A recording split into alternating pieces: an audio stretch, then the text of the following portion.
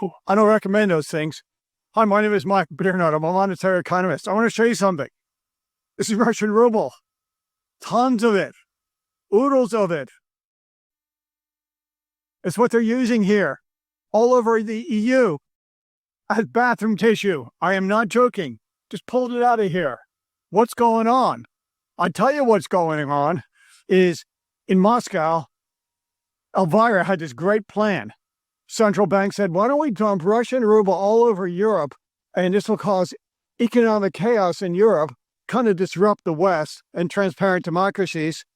And because our ruble is so strong and great, people will start spending it and not knowing what to do with it. It will create chaos. But of course, the Russian ruble is down the tubes, literally. It's worthless. So in Brussels, Ursula von der Leyen, the president of the EU, said, why don't we have an idea? We're very eco-friendly here in Europe. Why don't we use this ruble, which is worthless and littering our streets, and why don't we use it as toilet paper? And that's what we do all over in these porta potties, in these portable outhouses. We're using it all over Europe. And it's very successful because it has nice threads, and, threads have fiber in it, et cetera, et cetera. So this is what we do. We use this Russian ruble as paper, and it's very effective. Cleans the environment, recycles things. And here's the kicker. In economics, we have unintended consequences. One of the consequences is Russia, Novorossiysk, and deserters from the Russian army, and there's scores and scores of deserters of Russian army. And I can't even tell you how many. They're flocking to porta potties, portable outhouses all over Europe to scavenge some Russian ruble. Okay, they're just in there. We have dumpster divers across you've heard of that among the hipsters. I'm giving you something else. Portable outhouse divers. The Russians are coming here to get their ruble, thinking it's worth something. But, they're clever people. But the irony is, it's worthless. They can't spend it. The last I checked, I'm a monetary economist, the ruble is hitting support at ruble to USD 0.009. Okay? That's nothing. That's like fractions of a penny. So this ruble that they come here to scavenge and porta potty dive, it's worthless. They can't spend it. So the joke is on them. So all levity aside, I'm a serious academic economist, and I will go head to head with anybody in this. However, we have to make light of absurd situations. And right now, the Russian economy is absurd. When we make light of absurd situations, what happens? Sometimes awareness is arisen. And one of the things I want you to be aware of is the non-neutrality of money. It's an economic concept that predates Knut Wicksell in the Stockholm School, but he was a primary philosopher who brought it into the consciousness of economic thought. Then you had the Austrian School of Economics, and now the new neoclassical Keynesian consensus. It says that money is not neutral. Some people say in the short and long run. So whenever there's a stimulus, an economic monetary stimulus, or even a fiscal stimulus, there are first receivers and last receivers. It's called the Cantillon effect. Now, Wicksell said it would work its way out into the natural rate mechanism of interest and aggregate prices. The Austrians talked about the time and capital structure, right? The capital structure has a time element, and the new consensus talks about that it's worked out through sticky wages. Okay, prices go up and then wages are sticky and lag price increases. So in Russia right now, we have kind of like a reverse Midas touch. Everything is claimed in nominal prices to be going up, but in real terms, the people who are suffering are the people in the villages, the people in the countryside, right?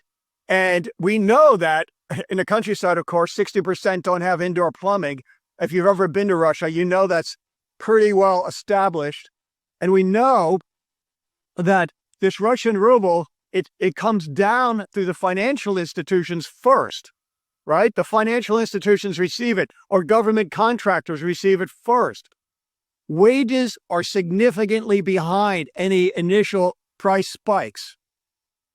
Critical things like energy, food, housing. These all things go up, and yet wages lag behind. And if you check Numero data, again, I recommend you, let's be very generous, it's $500 a month. What I recommend you do is go to Google Earth, although the pictures are here in 2019. Don't look at Moscow, look at any countryside in Russia, and look how impoverished it is. Anything you see there has gone downhill. Because money, through a monetary stimulus, is not neutral. There are first receivers and last receivers. There's a monetary transmission mechanism that when money is created, kind of like the Midas touch, everything is gold around the people in the palace, the Tsar's palace, and I do think you see a lot of gold. But the thing is, the other people can't eat because everything is gold. What are you going to do? Everything you touch is gold, then you can't eat. And the country starves. And that is what's happening. Economic value is going down in Russia significantly. That is my evidence, this non-neutrality of money, that the Russian ruble is collapsing. It continues in a downward trend. You cannot debate that. It's in a stage 4 technical decline. If you look at any kind of technical stage analysis, moving average, simple moving average, it continues on that trend. I predicted it 2 months ago that it would be at this level. It's amazing how precise my prediction was. Do I have a crystal ball? No. I have stage analysis. I have technical analysis. It's still in a strong downward trend with the cross of death, which is with a moving average. The 50-day is still below the 200-day moving average. That signifies that behind the scenes, there are things we don't know about occurring in Russia beyond, and printing money just can't do it. In Germany, during the hyperinflation that predated WW2, the biggie, there was a cartoon that circulated. A little child was crying because, and sitting on a pile of D-marks, okay? And they said, why are you crying? You're sitting on money. It's because somebody stole the cart I used to transport my money in. That is the nature of the understanding real economics versus nominal economics. Nominal economics is like a kind of a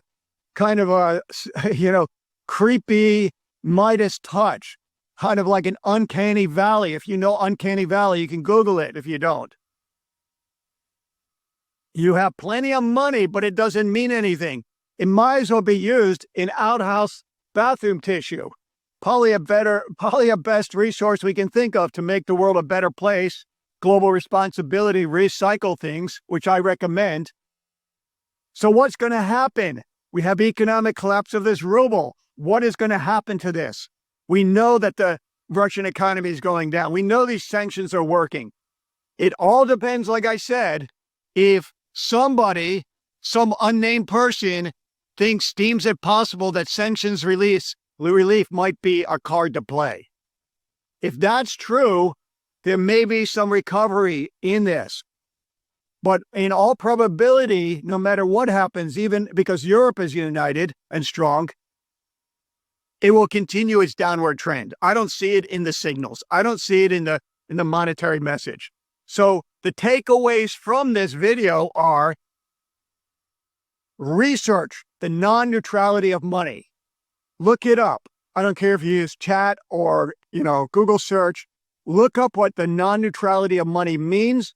Look up the difference between nominal prices and real prices. Look up sticky wages, how wages lag behind price increases and impoverish the vast majority of the people. Why the inner circle, the boyars, they're known as boyars. Look boyars up. And the czar are enriched. I mean, the president of Ukraine made a good point. Nobody's sending people into the Hunger Games, children into the Hunger Games, if there's a love for their country.